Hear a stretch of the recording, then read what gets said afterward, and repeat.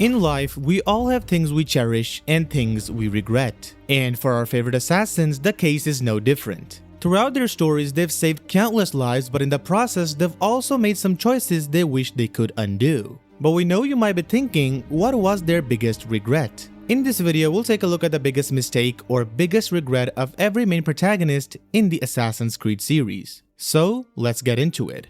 The most experienced character in the Assassin's Creed series has to be Kassandra. She's lived for over 2,000 years and you can only imagine the wisdom she's gained over that time. But experience comes at a cost. Throughout the game, she makes several choices she later regrets. But when it comes to her biggest regret, no, it's not ignoring Phoebe or trusting Aspasia. In fact, it is killing her own brother, Deimos. Yes, it may come as a shock, but it's true. The canon ending of Assassin's Creed Odyssey is where Kassandra is forced to face this tragic reality. She had promised her mother that she would bring her family back together, but Deimos proves irredeemable, and she is left with no choice but to kill him. And when she does kill him, the weight of guilt and regret hits hard. Because imagine having hope for so long, finally seeing a chance to save your family, only to lose your own brother by your own hand. At that moment, all you can do is wish there was another way.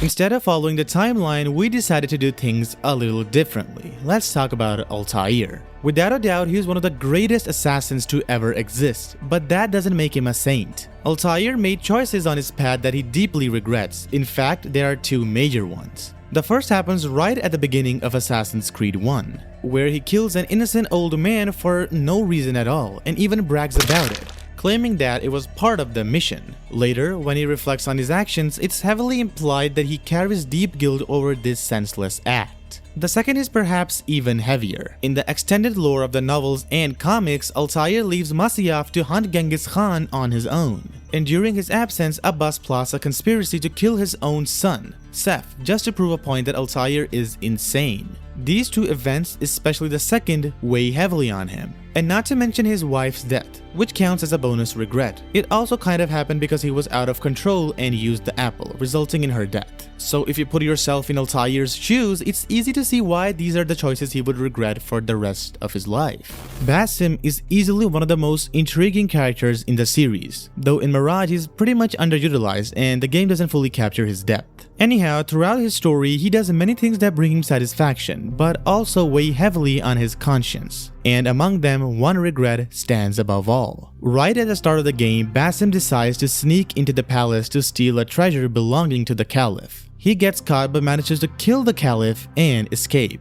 And because the guards knew that he was a thief, a brutal purge is carried out. Many thieves, including children, are captured and executed, and even displayed as a warning. Though Basim hides and eventually joins the Hidden Ones, the weight of his actions never truly leave him. Every friend he had met up until that point was brutally killed, and all because of one choice he made. So it's no surprise that this haunting decision becomes the heaviest regret of his life. Ezio's story is perhaps the most fascinating because he has a long list of regrets spanning his entire life. When he was young, carefree, and unaware of the Assassins and Templars, Ezio spent his nights with Christina and played pranks without a care in the world. And you might wonder what he could possibly regret from that time. Well, let's break that down. On the night his father and brothers were captured, Ezio wasn't there. Ironically, this absence saved his life later, but he must have regretted not being present. In his mind, he could have prevented the tragedy, distracted the guards, or protected his family in some way.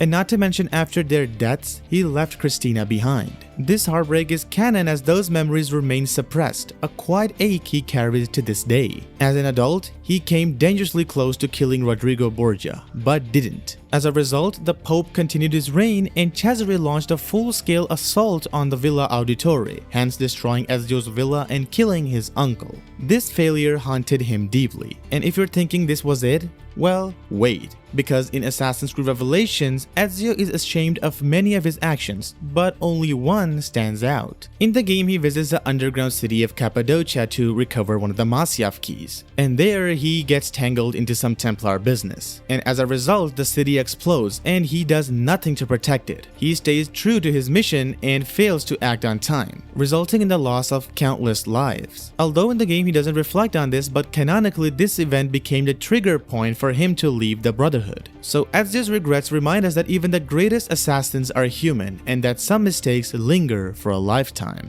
Since we're talking about every assassin, how can we forget Arno? Born to an assassin and raised by a Templar, his life was full of unexpected twists and turns. But his regrets may be even more surprising than his story. Most fans, and we agree, consider his biggest mistake to be not delivering a crucial letter to his adoptive father. That letter could have prevented his assassination that set off all the tragedy in his life. But instead of taking action, Arno hesitated. And being a simp as usual, he left the letter in the home thinking somebody else would handle it, and went off to a party at the Palace of Versailles. That small decision had devastating consequences, because his adoptive father and Arno himself was captured that night. And the rest of the story? Well, you know it better than anyone. He became an assassin, hunted down those responsible, and confronted both Templars and assassins alike. Yet all of this tragedy could have been avoided if he had simply delivered the letter that day. At first glance, Eivor doesn't seem like the type to carry regrets, but the truth is, she does. Throughout the story, she accomplishes many things that bring her satisfaction, yet one event in the main narrative weighs heavily on her. The moment is when Sigurd is captured by an order member named Fulke, who believes in the Isu and thinks Sigurd is destined for something greater. To awaken his potential, as she calls it, Fulke tortures Sigurd in a dungeon for days, and even cuts off his fighting arm, forcing him to confront memories of his past life. And Eivor holds herself responsible for this. She blames herself for letting it happen and not intervening to stop Sigurd's torment at the hands of the Order. Some fans also suggest that trusting Basim might have been her biggest mistake, but in reality, Basim posed little threat for most of the story. He only revealed his true intentions at the very end of the game and was quickly humbled after that. So Eivor's regret isn't about power or betrayal. It's about failing to protect someone she cared about, and that kind of guilt lingers even after the battle is over.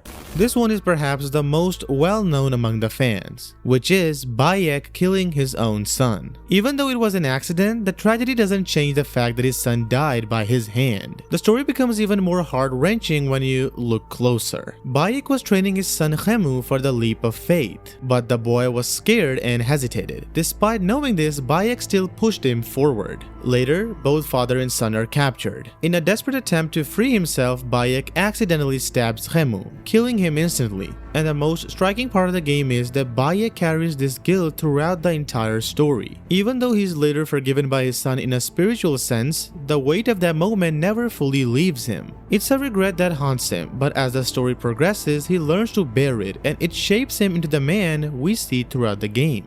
Now let's talk about the fresh batch of protagonists, and to some extent the most controversial ones, Naoe and Yasuke. Even they are not immune to regret. Starting with Naoe, her story is filled with struggles, but one regret towers above the rest, and that is her inability to save her father. Or in her words, she wasn't strong enough to stand against the Shinbaku. They killed her father right in front of her while she herself was barely clinging to life. She was fortunate enough to survive, but the memory never stops haunting her. Now moving to Yasuke, his regrets are layered and a bit more complicated. The first is deeply personal. He watched his mother being killed in front of him, and just like Naoe, he was powerless to stop it. And we see how heavily this weighs on him through his nightmares and flashbacks. The second regret comes from the raid on Iga, Naoe's home region. At the start of the game, the entire conflict, the death of Naoe's father, the destruction of Iga, begins with Oda's conquest. Yasuke was a part of that assault. He didn't understand the full consequences of his actions, and by the time he realized what was happening, it was already too late. And to make things even more worse, when Oda asked for his advice, Yasuke told him to strike. That single moment becomes a heavy burden. The guilt of playing a role in destroying Iga stays with him long after the dust settles.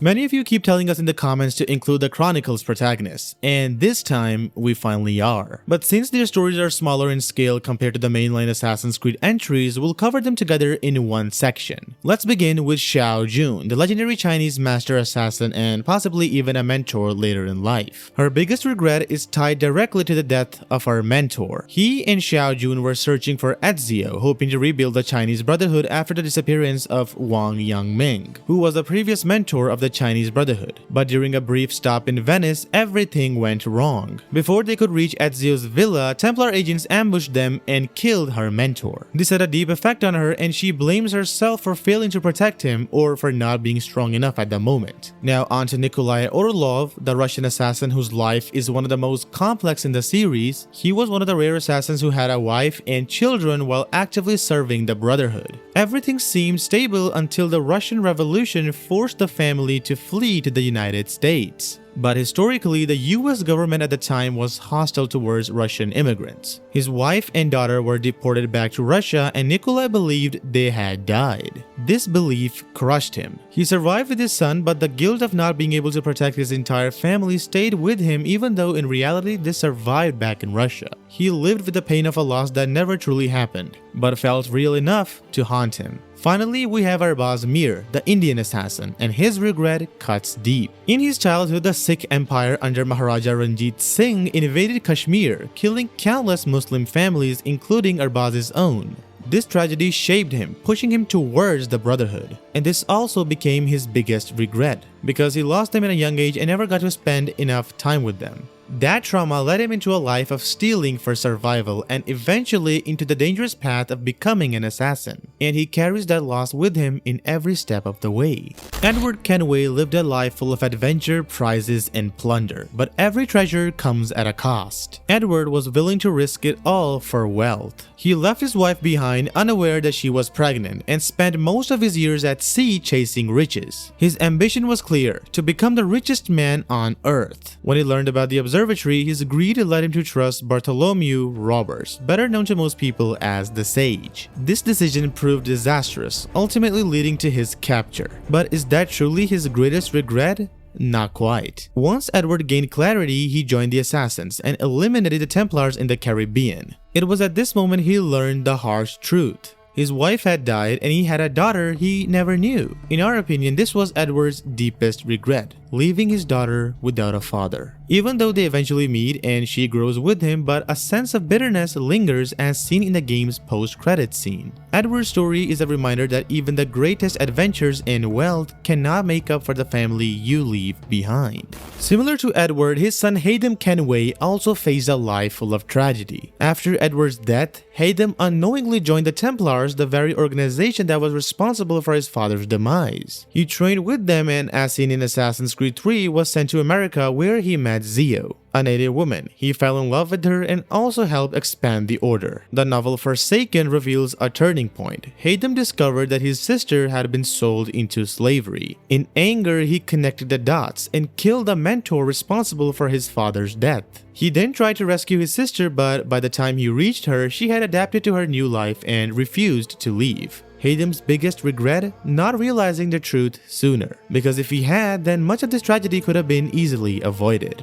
Now Connor, Haytham's son, is no stranger to impulsive and rash decisions, many of which he would later regret. And no, we're not talking about him killing his father, because it's very well known. But aside from that, there's one another, and that is joining the wrong side in the American Revolution, also known as the Sons of Liberty. This mistake put him and his people in grave danger. The Sons of Liberty planned to burn down his village, and when Connor discovered the plan, he rushed to stop it. Tragically, his childhood best friend got in his way and accused Connor of betrayal. And if we look at him, then it is partly true, given his questionable alliance. A battle ensued and Connor was forced to kill his friend in self-defense. Though necessary, the act haunted him throughout the story and his entire life. This one isn't much of a surprise because Assassin's Creed Rogue is literally a story of betrayal and regret. But to us, the plot's betrayal wasn't Shay's true regret. His biggest regret was killing his fellow assassins, namely Liam and Faith. Liam had always looked after Shay like a big brother. Even in the final mission, Shay hesitated to kill him. And he didn't actually do it either. Liam died during the earthquake instead, but the weight of that loss still lingered.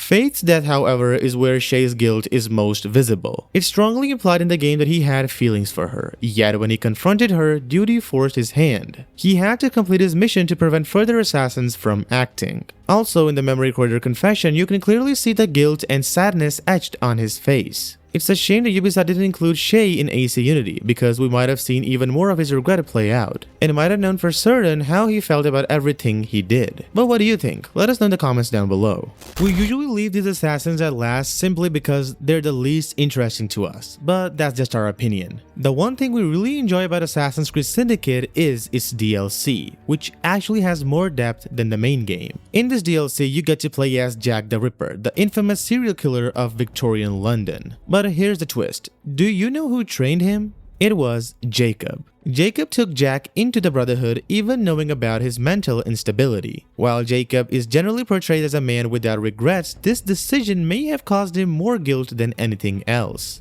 Jack didn't just murder innocents, he even killed and blinded fellow assassins, including him. The same applies to Evie. After the main game, both she and Jacob trained new recruits, but in this case, one of those recruits became a monster. So their biggest regret? Training a serial killer and giving him all the tools and skills he needed to carry out such atrocities. While Evie makes up for it by killing him, Jacob is scarred for life by what he enabled. And this brings us to the end of this video. We hope you guys enjoyed it. If you really did, then make sure to give it a big thumbs up, and till then, take care and goodbye.